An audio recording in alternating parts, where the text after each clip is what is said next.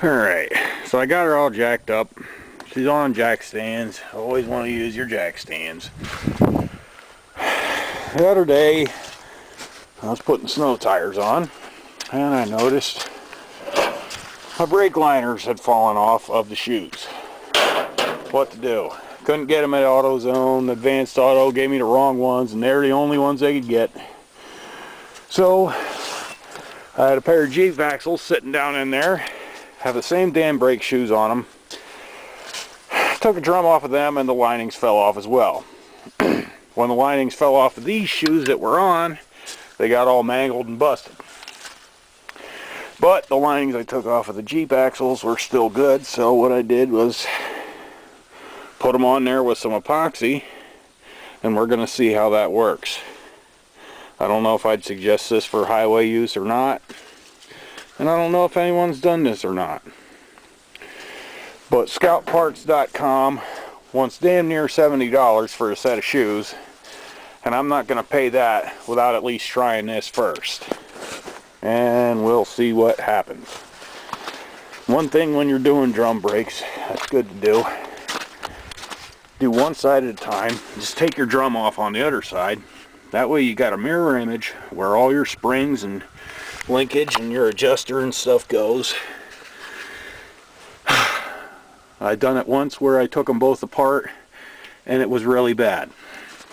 As you can see on this side, the liners are still in pretty good shape. There's plenty of meat on them. And there's about an 1/8 inch. I don't know if you can see that or not. But I'm going to set the camera down now and see if I can get the other side together. And here we go. All back together.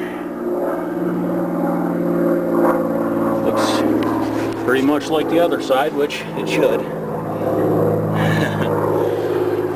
As far as drum brakes go, they can be a pain in the ass with the springs and all, but you'll learn your little tricks to them. And if you can get one of them brake tools from pretty much any automotive place, they really help a lot. But if not, screwdrivers work too. Just make sure you don't get hit in the eye with one of them.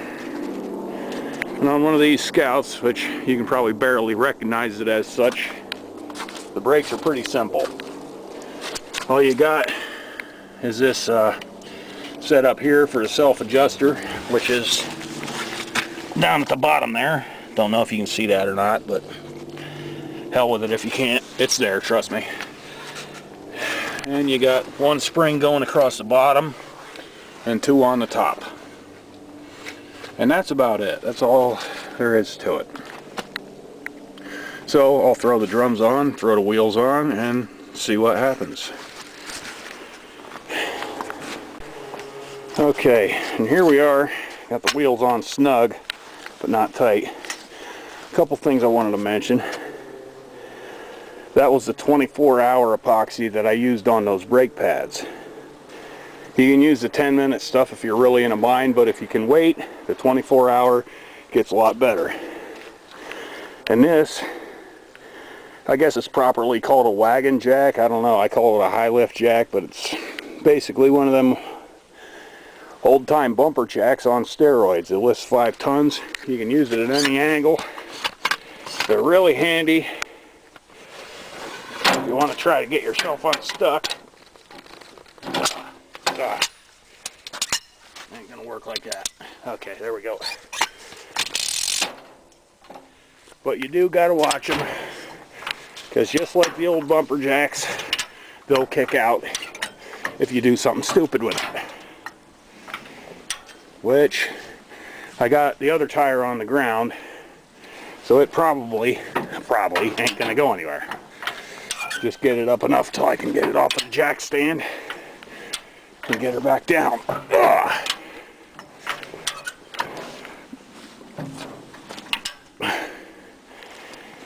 Okay, and we get the stand out and going down just like that.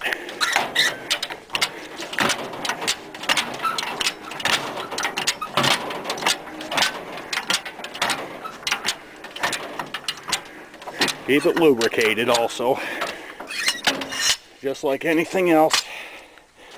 The better care you take of it, the better care it's going to take of you. For anyone that don't know, tighten in your lugs. Always skip a nut. Go 1, skip 1, 1, skip 1, 1, skip 1. You know, 1, 1, 1, 1, 1. There, kind of like that. Keep your rim from warping. Now again, I don't know if I'd try this brake trick for highway use. You'd probably get laughed out of an inspection station. But for me, this is just going up and down the driveway and into woods.